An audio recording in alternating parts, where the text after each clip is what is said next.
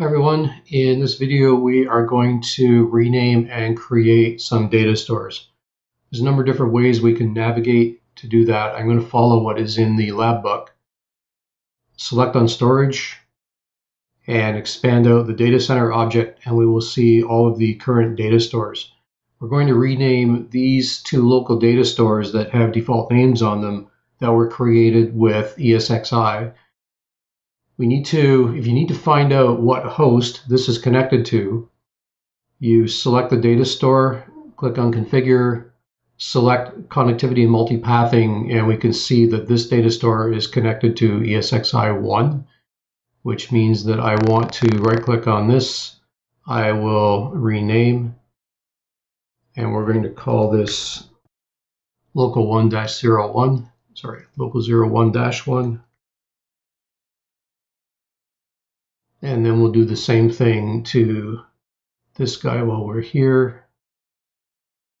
I'll rename that to local 02-1. And our naming will then be consistent. It's that easy to rename a data store. Next thing we're going to do is create a VMFS data store from some of those iSCSI targets. Going to right click on my data center, specify that I want to create new storage. So hover over storage, say new data store. When I click next, it's going to ask me if I want VMFS, NFS, or vVol. We want VMFS, which is the default. We're going to call this VMFS-2. And we can select either host to connect this to initially. We have to specify which LUN we want. We want LUN2, which is 10 gigabytes in size. I'll say next. It's going to be VMFS version 6.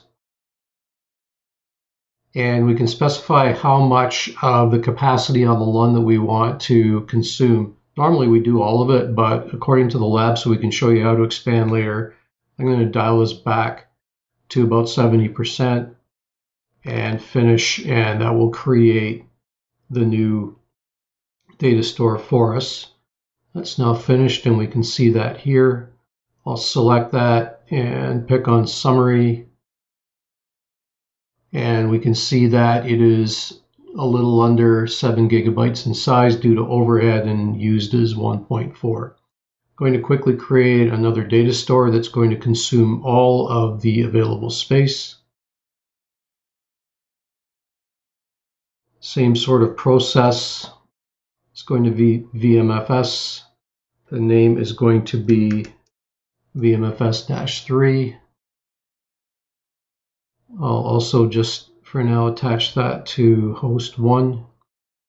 The LUN is going to be 3, the other 10 gigabyte. We'll go next, VMFS-6.